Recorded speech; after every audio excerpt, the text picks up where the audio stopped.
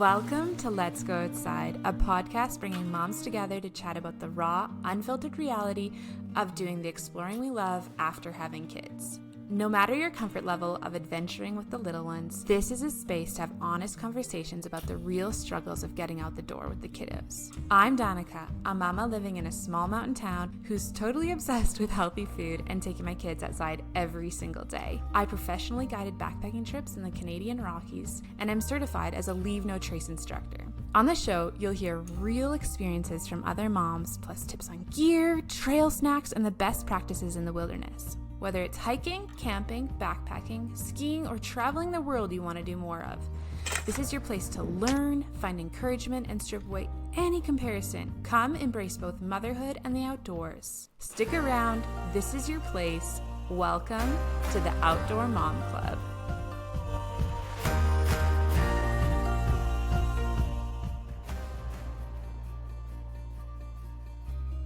Welcome to the Let's Go Outside podcast. I'm so excited to welcome Carley Sawers to the show today. I have loved her mom content on Instagram and just how hyped her kids are about skiing specifically, but all their outdoor adventures. So thank you for joining me, Carley. Thank you for having us. Yes. So can you tell me about your family? I want to know how you got into adventuring.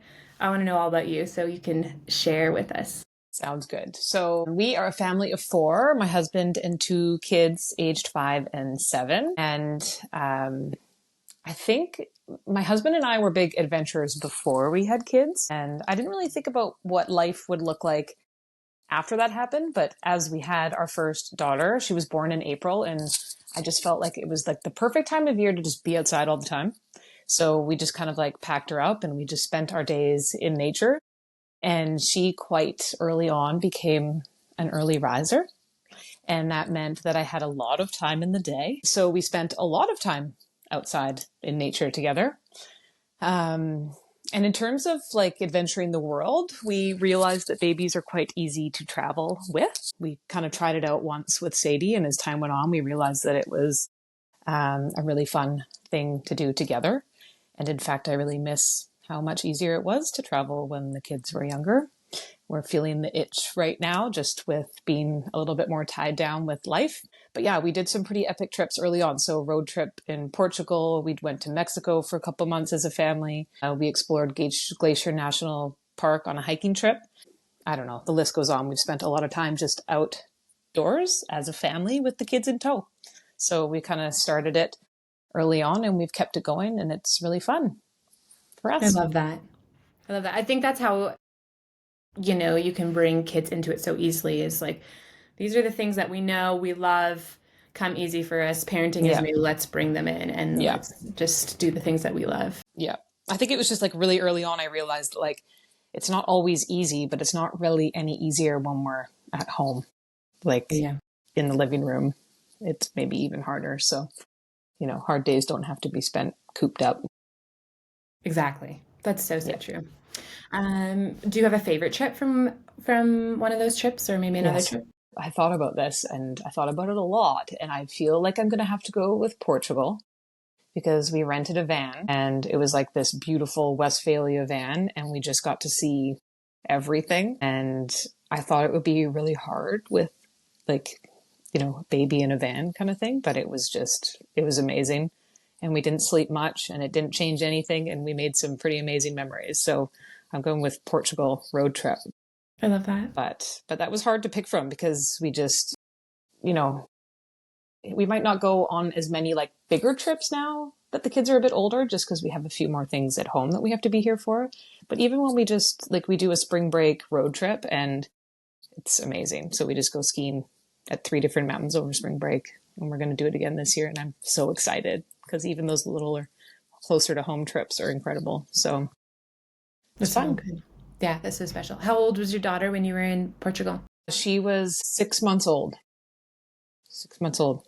Such a good age to travel with. It was take me back and just do it all over again and realize that it was, I think I knew it in the moment, but I realize now a lot more how much easier it is than now. And were you parking at full service camp spots, or were you finding just anywhere to park? Yeah, so wild camping is a really big one in Portugal, and I have like a love-hate relationship with it because some people take advantage of that wild camping um, status and kind of abuse the spaces a little bit. And I have a feeling since we were there, it has gotten a lot worse, but I'd say we did like 60-40 wild camping to like full service campsites. I Okay. think we enjoyed the wild camping the most. That was just for us because you can like Yeah. perch yourself on these beautiful bluffs looking out at the ocean. It was like really amazing. I went to Portugal on our honeymoon and wow, like I'm Yeah. itching to go back. Yeah. Yeah, just the massive rock that goes into the water. It's incredible. And then you just camp right on top. Like it's amazing. Yeah. And it's not a huge hike to get down to the water. It's just right there. Yeah, exactly. And my biggest, like, why I hesitate in saying like it's one of our favorite trips is because my son wasn't even there. So we're just going to have to do a repeat of it. It hurts my heart a little bit, but Mhm. it was great. So Okay, well, today we're going to talk about skiing because I think you are the pro mom to talk about skiing. thank you. Thank you. Can you tell us, did you grow up skiing? How did you get Did. into it? And when did you introduce your kids into skiing? So I grew up skiing. My dad had me skiing quite early. Well, my mom and dad had me skiing quite early. And I want to say I was definitely skiing by like, let's say 2. And I grew up just skiing with him. And then I went into our local club at probably about 6. And then I continued in the club until about, I want to say 18. And then I just kind of went on to do like the UBC, like university team. And then went on to coaching just as a job while I was in university. And then there were some years in there where I didn't really ski that much. And it just kind of like fell away from me a little bit. And then I went to New Zealand and took an instructor job and I kind of fell back in love with it a little Hmm. bit. And then when I met my now husband, we kind of just became passionate about it together again, which was really fantastic because it was such a big part of my life.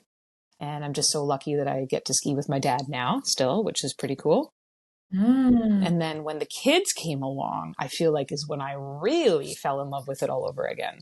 So a whole new way, but my favorite journey in skiing thus far. And they were both, I think like both of them were probably 18 months, Wow. about in that range. So, and it was just for fun. Like they weren't skiing, but they had these little skis and we'd take them to the snow and just kind of let them walk around and stuff. And it was always fun for them from the very beginning. So we didn't push anything. We just had fun with it. So that's how old they were when they got into it. That's incredible. I Yeah. love that. Yeah. Okay, so when your daughter was on skis, then did you bring your son as a baby along to the ski hill? I did. We had like a bit of a lull, like when Sadie was born. Well, she was born in April, so it was actually kind of like a nice, like the wind. She was born like to the next season. So when she was a baby, we kind of just spent more time like in the snow together at our mountain cabin. We would do a lot of ski touring with her in the backpack, that kind of, mountain adventure. And then once Harry was born, I would just like, I have these pictures. He was born in February and like it was still February. And I have these pictures of like, I don't even know what I was thinking, but I had him like bundled up and in my jacket. And then I had Sadie on this harness and she was going down this little hill and I was just walking behind her. Like, I don't know. She just wanted to be there. So we kept it going and she You're was like, 2 at that point. yeah, So she we're was like, 2. we both need to be here. This is Yeah. the life that you're joining, so Yeah. come along with us. Yeah. But she loved it. And Yeah. like I was in the hospital, I think for probably 4 days with my son when he was born. And I have pictures from my husband. Like we were in the hospital and he just took her up the mountain and had some fun up there. So it was pretty cool. So just a part of your life all Just a the part of our time. life. That's exactly it. And we have a mountain that's very close and it's a nice little mountain and it's easy to get up there and it's easy to get home and you can just go. I think that's the biggest thing is you can just go for an hour or 2. Yeah. And Okay. it's just made it easy to make it a part of our lives. So do you and your husband, like in the early days, to maybe do a bigger lap or a bigger run or something, did you guys take turns doing that, or would you go up to the mountain by yourself? Honestly, I think like since having kids, I think I've done a couple runs, a couple days on my own. I think he's done a few more. He spends a little bit more time like ski touring and whatnot, but it's just actually just become a bit of like a family enjoyment. So it's not so much about like me itching to get out there on my own, although I love it. But right now, with just like the time that we're at in our lives, this is like family time, and that's pretty cool. So, So cool. yeah. Okay, so you started them off probably on, tell us about the progression of like maybe from when they were really young to now and kind of what kind of gear looked like or just small hills to Yeah. big. Yeah, you tell me.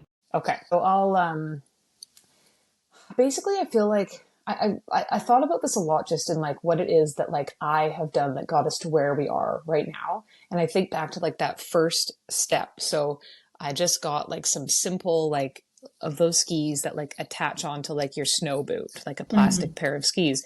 I have no idea if they're going to like it. You know, I'm not going to go out and buy gear for this kid that's like, I think Sadie was actually a bit younger than 18 months. I don't know why I can't even remember right now, but you know, just strapped them on her. I just left them in the living room and she would like play with them. And then she'd like put her boot in there or her foot or whatever. And it just became something that she played with like in the living room on the carpet, or it might've been hardwood at the time even, but that's okay. You know, and she would just like kind of slide around at home. And then it snowed. So we took her up the mountain and just let her walk around on them. And we didn't take her to a hill or anything like that. We just let her just walk on the snow and then play in the snow. And we did that a whole bunch of times before we took her and just got a pair of the smallest ski boots that we can, which they make smaller now since she was born. You know, we think she wore them for like 3 seasons. Oh, wow. Yeah. That's how big they were. So the smallest boot we could find and the smallest ski we could find. And then we just did like a dad to mom kind of like little hill. And we just did that until she just seemed ready, or he, because we did exactly the same thing for both kids. So until they felt ready to, you know, move on to the magic carpet or whatever. And yeah, so that was how we just kind of got them to, you know, being able to like go down a run kind of thing. Now I did use a harness that had like the leash, like a harness that has like the dog leashes, and it will come to me what it's called. I should have written it down. Anyways, I'll get back to you on that. But there is a part of me that wishes, and I'm just going to like, I'll just talk this out because, you know, I've learned a lot on this journey, is that there's almost a part of me that wishes I went back and maybe just did it without the harness. Okay. And I think that it's going to be very different for each family. And you kind of have to like find what works best for you. But just like in hindsight, I wonder if it might have been better just to kind of work through it, holding the kids and whatnot. The harness was fantastic. And I think it was good for my husband because he snowboards. So for him, he doesn't have to hold the kid up. But if I was to do it alone again, I think I could just manage the kid and just get them to feel comfortable like that. And it also depends on what mountain you're on, because some mountains are a little bit better for just having the gradual stop. Yeah. Whereas our mountain is not like that. So yeah, it's finding your groove, but like that progression, it just needs to start at home, and it needs to start slow, and it needs to start fun, because the minute it's not fun, it's done. So Love that. And then eventually, like in terms of progressing to where they are now, you know, it just takes time. You just go. Like I think that we've averaged like 40 or 50, 60 days a season, and maybe lots of those days we only took one run. Just is what it is. Wow. We ate a lot of French fries, you know? Yeah. I love that. Just time on the skis. Just Yeah. more time outside. Yeah. That is kind Exactly. of how it is with all of the outdoor Yeah. sports with them. Yeah. So the leash thing, did you Yeah. find that it was hard to transition them out of that? Was that a part of the reason why you didn't like it? You know what? I Or should not? have. Yeah, it's not that I didn't like it. I think the leash is fantastic. I just think that first I should say in the last 7 years since I had my first kid doing this, they've made a lot of other things that, you know, that might be just better for that progression from leash to no leash. For my kids, it wasn't that bad going from leash to no leash. It's just that I found that it got them in a bit more of like a backwards into like the back seat a little bit, because they're just being pulled like back a little bit. So in my opinion, I think that there are some things like they make these, get back to you with all these things, like something that kind of goes around them that they kind of have to be a little bit more forward on their skis. And anyways, the leash for us was fantastic, and it kept them safe, and it kept them not flying down the mountain. And it was great and I think it would be great for most people. I just think that I probably, depending on maybe your ski level, I think I could have handled it without the leash, if that makes sense. Totally. But it was also nice when I had 2 kids, because I had Harry on a leash and Sadie could just go, and I could keep him coming with us just because he was more controlled on a leash. So I think the takeaway from that is that each family is just going to find like what they are most comfortable with, in that like progression. And there's so many tools out there nowadays just to kind of keep that safe early skiing. So we're lucky. Yeah, We're totally. lucky. And the kid too, right? Like what they need. Yeah. What they like. Yeah. Oh, it's called a little LIL, little ripper gripper. And in terms of like a ski harness, that would be the one I recommend, because they've got retractable dog leashes. Cool. So yeah, so you can like have them in, and there was lots of times where they would just wear it and not even like, I wouldn't even use it. It's just that in case I need to grab them at any time, we're safe. Love that. So yeah, they're pretty fantastic. Okay, I am in a spot where we've skied a little bit. I mostly grew up cross-country skiing. Yep. Did a little bit of racing in that, but alpine skiing, I haven't done a ton, and my kids haven't been introduced to it yet either. And mostly because we travel all winter and we aren't here, and so it's just a hard thing to pursue. Absolutely. Anyways, when I go on the hill, which I'm thinking a lot of other people feel like, it feels like everyone can see you. Like everyone's watching. You're falling, or just like the tantrums and stuff, and you're maybe not very good at skiing yet. And so I'm just curious if you have any words of wisdom to say to like anyone who's feeling like, this is so new, I'm feeling like an imposter, I'm not a good skier. Any words of wisdom? I think it's probably a very common feeling. And, I feel like that all the time when I'm out there and I see how that person's doing it or how that person's doing it. And, I don't know. I think that my biggest thing is that I'd say that I just focus on progress rather than comparison. So like I've said a couple times, is that everyone's journey is going to be so unique. And if we can make it fun, and if you put the time in, you'll see results. And I think that everyone is there for the same reason. There's just like a cool level of stoke on the ski hill, and no one is really judging. If you do have that feeling like you don't belong, usually it's a sign that you're stepping out of your comfort zone. And, that's when growth happens. I think somehow we just have to like stay in our bubble and just see the progress that happens very quickly, rather than comparing to anything that's going on around us, or, having that feeling like we're not good enough. Because I think if we're there, we're doing all the right things. That's what you want to do. Really, I love that. That's super encouraging. Great to hear. Yeah. It's totally true. We can't compare ourselves to other people, but just kind of see our progress and measure it against that. And yeah, totally. And it's amazing how quick the kids just, if they're having fun out there, it's amazing how they just go like this. Yeah, totally. So good. So you skied from when you were little, and then you said you went into the club, and you progressed quite a bit. And I did see that your daughter looked like she had a medal from last season. Yep, she got that. That's so cool. Yeah. So tell us, for families who are more experienced or have got kind of at the next level than me, what would you say to challenge them or encourage them, or what's kind of the next steps that you would say? Yeah. And, I want to touch on that. I'm going to start at the beginning. So I also think that, there are, like the ski schools as well are such a wonderful place for, like, if you're feeling like you just need like a little bit more. It doesn't always have to be like mom or dad that's like carrying this load of getting them out there, because there's so much help on the mountain if you need that, or if even the parents need some help. You can take family lessons and this and that to kind of get some like under your feet or whatever, just a little bit stronger. But in terms of like once you've progressed and, kind of moving on from, I don't know, family time, I guess, like I struggle a little bit with having her in the club because it takes away from our time skiing together.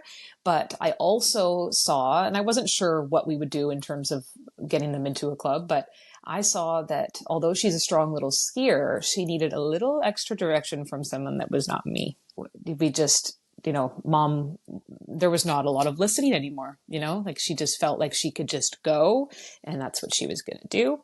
And so she was gone. And I think that the minute we introduced the club, it just gave her a little bit more, some outside direction. And it has, it's really brought a new level of skiing for her. And I don't think everyone needs that external resource or clubs, but it can be a great way just to get a little extra boost in the kids skiing and the confidence and community. So I think that you kind of know when you're ready if you need something more. Not everybody's going to get there, but there's lots of clubs or, some of the bigger mountains like Whistler Blackcomb, for example, they have like a kids club, which is basically just like a group of kids skiing together. And it's pretty rad. So there's lots of options out there. It doesn't have to be racing or, I think that generally at my daughter's age and my son will start next year, it's not really so much about racing. It's just about growing that love of skiing together with the group. So it's pretty cool to watch. Yeah. And what you said was, it's good. Maybe there's someone else giving her pointers or there's someone else giving direction, but I'm sure also the aspect of peers, like skiing with other kids. Totally. Like, yeah, they challenge each other. They do. Yeah. They watch each other. Yeah. And I didn't realize it as much until we were there. All of a sudden, I just saw how important it was for, if you want just like skiing to continue to be a big part of your life, like I just saw how cool this was for her to gain all that. So it's been really great for us. I like that. I like that you mentioned that there's so many different options for clubs or teams. Yeah. Yeah. And sometimes really some people just you don't need that. Like, it's not something that you need to have. Like family time is great time, but each kid again is different. And she, like my son will just listen to me. Like she likes to listen to other people and just, she knows what she's doing. She doesn't need mom anymore at 7, Miss Independent. She's off. Yeah. She's off on her own. If you're looking to hit your protein goals, balance your blood sugar levels, and energize your day, I have just the recipes for you. I have compiled the top high-protein snack recipes from my food blog into a mini e-cookbook. They're easy to make with whole food ingredients. Many of the recipes include nuts, hemp hearts, or eggs as the main source of protein. To get this free ebook, go to besidethemountain.com/protein-ebook or check out the show notes below. Are you looking for the perfect winter boots that keep little toes cozy without weighing them down? I have been loving Jan and Jewel boots the last couple years for my boys. They are fleece lined, totally waterproof, insulated, and they can put these boots on by themselves. Jan and Jewel has an awesome selection of outdoor clothing, jackets, especially for rain or for winter, footwear, mittens. I love their sun hats. I especially love their extra small mittens. Don't have a thumb hold for my little guy. Let's Go Outside listeners get 10% off by using the code LGO10. I'm leaving the affiliate link in the show notes. If you click that link, I will get a small percentage of whatever you purchase with no extra charge to you. So check out this Canadian company. I've been loving it, and I think you will too. Give us your skiing winter gear must-haves. And then maybe after that, would you be willing to share a little bit about what to look for in skis? Yeah. Yep. Okay, so I guess I talked a little bit about I won't get into like the harnesses and stuff like that. I think people will find their way on that. But I think that, okay, so I have had the biggest success secondhand or marketplace. What I've learned is a lot of like your local stores, or at least ours, will have a used kids section. And the great thing about going that direction is I think it's important. I mean, depending on when they're first starting out, you're just going to get the smallest gear you can if you're starting young. So basically you could just go to Marketplace and find the smallest gear you can. But, at this point, I kind of need my kids to be fitted a little bit more. I want their feet to be looked at, and I want to know for sure that their weight is good for this length of ski and whatnot. So I find that the stores that have the secondhand gear is just a great way to know that you're putting your kids into gear that works for them. But before that, basically, I was just finding, like, when I knew their size, I was just getting things as cheap as I could. And I think that's a good way to do it because they grow fast. So all of a sudden they need new gear. Mm-hmm. And so marketplace and used gear stores have been my number one. And in terms of, boots, I found that when they were a bit younger, they could get away with having their boot be a bit bigger. And some people probably don't agree with me on that, but I found that it was fine for my kids and they would get 2 or 3 seasons out of their boot. Skis, you don't want them to be too long or they're going to have a hard time with them. So I prefer to always keep them on the shorter side, no longer than the nose, and maybe even a bit shorter when they're starting out. And for anyone who's listening, you're pointing to your chin. Oh yeah, like somewhere chin to nose. You don't want them to be too long. That's overwhelming for them. Yeah. So yeah, in terms of gear, it's really quite simple. No poles until they're older. No poles. You don't have to worry about that. Like I think I introduced, like Harry's turning 6 and he just took poles up the other day for the first time. And I wasn't pushing it. He just felt stoked on it. So in my opinion, when they feel stoked on it, introduce poles unless they're way too young and stoked on it, then don't introduce them. But yeah, it will be a good progression for him at this point, at this age, 5 or 6. Awesome. Yeah. That's great. In terms of, then there's like the ski suit and stuff. I didn't even think about that. But in terms of that stuff, just make it comfortable and warm. I personally prefer one pieces. I got Sadie out of a one piece when she went to the club level. So she's having to do some things on her own. One pieces are out, in my opinion, at that point, if they're with other people skiing. But Harry is still in a one piece. And I just find that because I've got a bit of sensory things going on with the kiddos.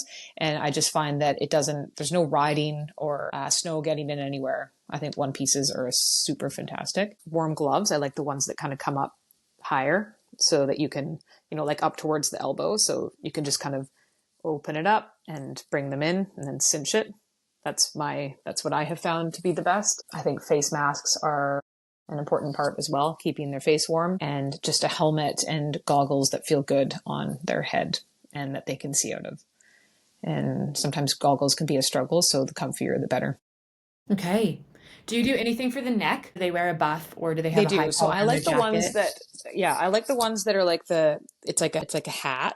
They're Bula, I think. The Bula ones I've had the most success with. So it's like it covers like their whole head down like a toque would to their eyebrows, and then it comes down, and then you can either pull it up over the nose and mouth, or you can keep it down. So you can kind of have both options. So it's just like a nice gaiter like under the helmet, and then it has the ability to be pulled up or down. I found that the kids they don't move around and they're just easier to navigate. That's a great tip. I love that. Might just need that for sledding right now. But that's true. Like they've been great for everything. We've used them for everything. So yeah, they're not merino. So now that the kids aren't wearing those ones I just discussed anymore, but like when they were younger, that's what we lived in. Was we had like 4 bulas, and we just, we're drying them all the time. Now they like merino, and I don't really blame them because it feels really nice. So we have the wee woolies, just like the neck gaiter. So we all love merino. Yeah, we all love merino. Yep. Raise them young. Okay.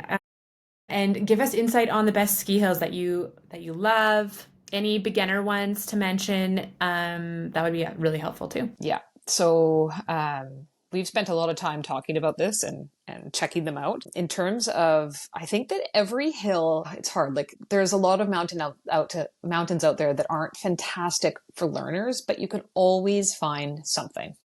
So there's no sense in saying like, oh, my mountain's not good, because you can always just find like a little slope or something. But ones that I have found to be like exceptional, one thing I love is that when, there's like a hill, like a learner type hill that just has a gradual hill to a stop, because it means that you don't have to have anyone like at the bottom and they're coming like zooming down as fast as they can because they haven't learned how to pizza yet or whatever. If it just has that gradual stop at the end. So we have actually found that there are some really great learning areas at Revelstoke. My favorite one, though, that I would say would be Silver Star and Sun Peaks, have the best, gradual terrain from, these are just mountains that we've checked out. But those 3, I just find that they have good areas for kids just to kind of get that feeling of going, but not going too fast and having it stop. So, people will say like, oh, Revelstoke, it's such a steep mountain, but they have absolutely nailed it in their learning department.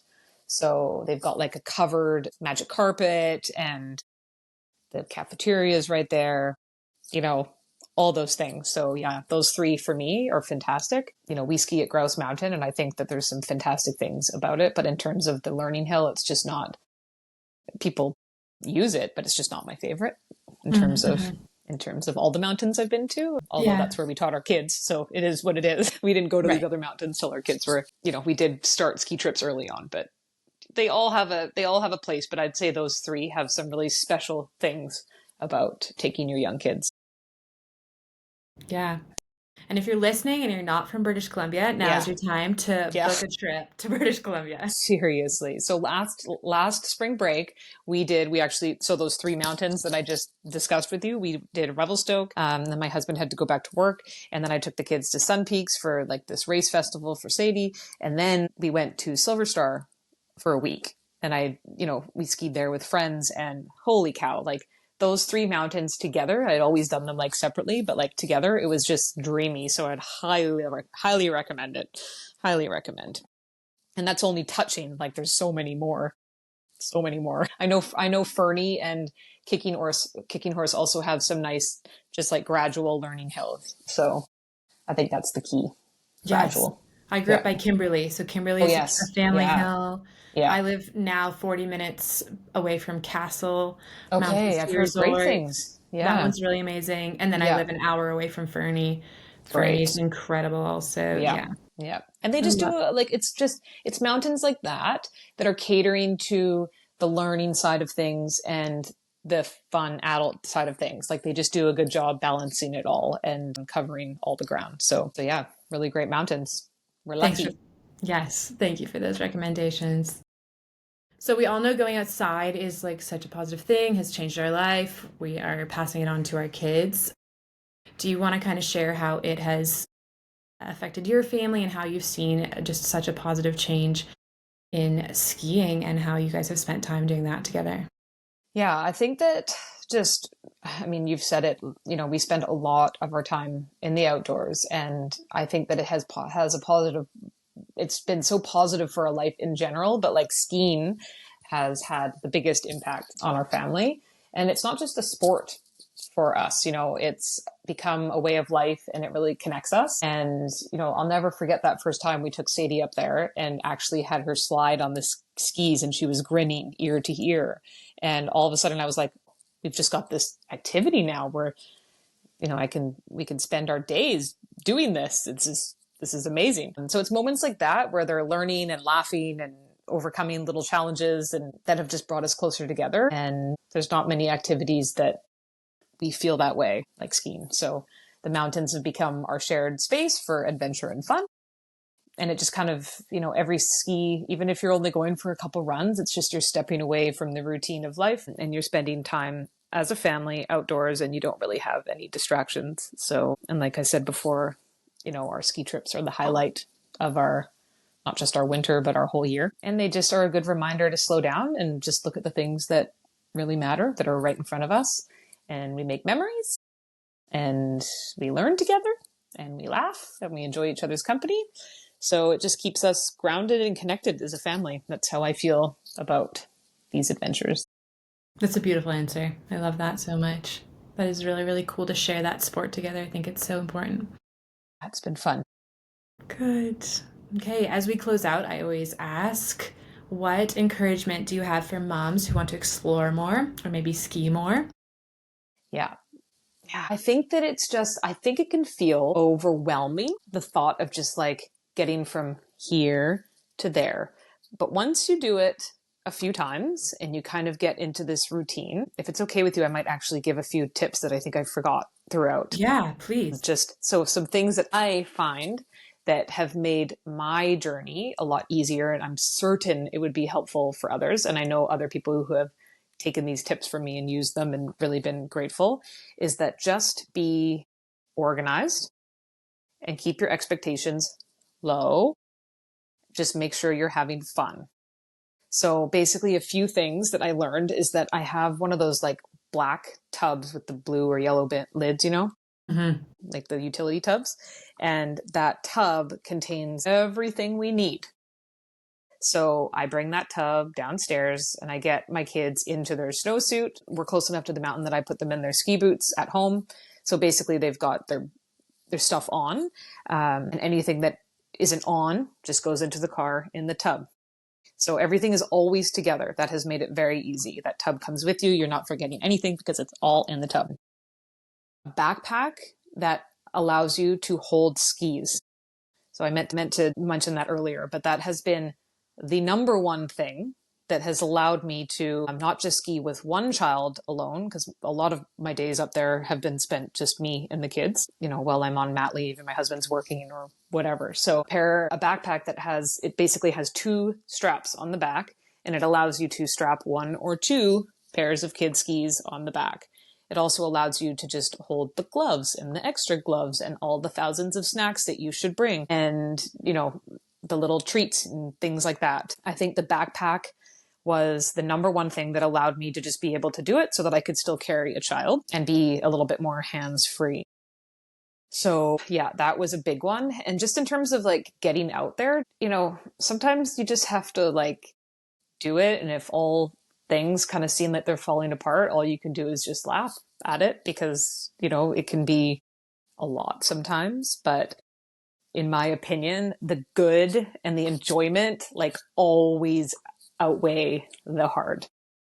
There's not like a time where I've been like, oh my gosh, I'm never doing this again. It was so hard, just because we just made it fun. And even if it was hard, we just find something to make it better in that moment, So I just think that there's little things that you can do for yourself, like the tub and the backpack, a trail magic carrier. I'm sure we've all heard of the trail magic. It was like a lifesaver. So when Harry was still in the harness, he did not like walking very much. Like he loved skiing, but he didn't like walking, like it was tough for him. So I would just, at the car, we have to take a tram up our mountain. So at the car, I would just put my backpack on with the skis, and then I would hook on the trail magic, and then I'd put Harry in the trail magic, and then I'd carry Sadie's, like hold Sadie's hand. So you just find little things that make it easier every time you go. Lots of places you're lucky and you can just park right where you're going to ski from. That's always a treat too. So yeah, I don't know. Hopefully some of those things are helpful. Yeah. Sorry to just slam them all in there in the end, but I'm sure I'll leave here and think of 1,000 other things that were helpful too. I love that. If you have any, if you have what backpack you love, yeah, you can share that. Yeah, or we can you can write it down and we can put it in the show notes. Great. Yeah. I've actually had 3, so I'll think back to what they were, but I just think it's just, it's a game changer if you can strap some skis. Like sometimes I even put my skis on there, and of course it was heavy and a lot, but I managed it, And another thing I actually wanted to mention about our favorite mountains in terms of like with kids, for anybody that is local to the Lower Mainland, is Manning Park. I forgot to mention that one, but they have such a fantastic learning hill. So that's just another one that I would highly recommend. I have gotten the question about winter snacks, do you have any snack recommendations that don't freeze? Yes. Or that are like super good? Yeah. So I think that I should say I always bring, when the kids were younger, now I don't think about it so much, but when we were going on these like new adventures of skiing together, I would always bring new snacks. New was a big one. So things that are just like fun and exciting. And I feel like these do like freeze a little bit, but the kids don't seem to mind. But the made good granola bars and balls, for some reason, they just seem to hold up well and the kids can eat them. Dried mango is a good one that we bring along. And even if it freezes, the kids don't mind. It still freezes, but you know what I mean? It's not bad. And gosh, what else do we have? I'm like homemade muffins are always a big one for us.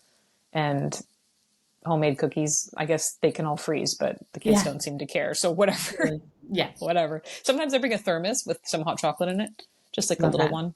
Yeah. Yeah. Just like our Hydro Flask bottle, with some hot chocolate in it. It stays warm enough and it just keeps people happy. Yeah. So that's so and good. French fries. French fries are a big one. Sometimes we just go get French fries, Yeah. Just end the day. Yep. Or just take a pause if it's a long day. Totally. Yeah. I love that.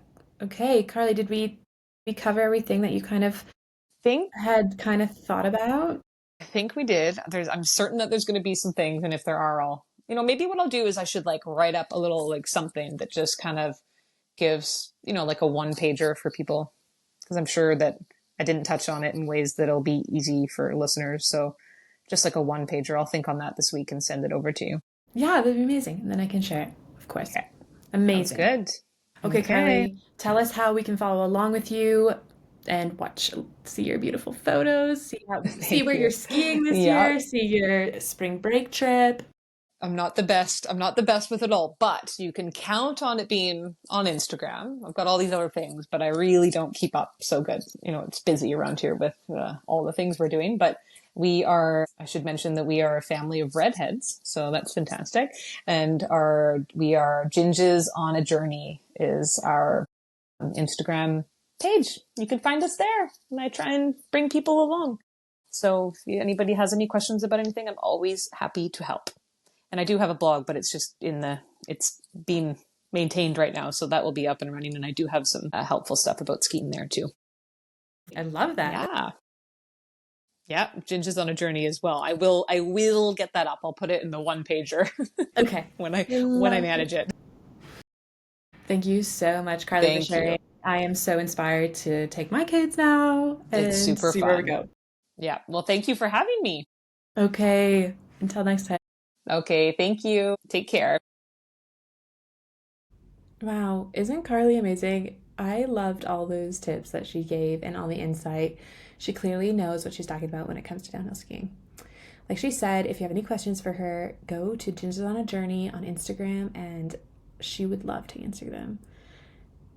If you also love this podcast, please give us a star rating and a review. It means the world to me as we're growing this podcast and getting it out into the world. If you think of someone who wants to get into skiing or is getting into skiing, please send them this episode, and I'm sure that they would just really appreciate that. That's all for today. Until next time, have fun exploring.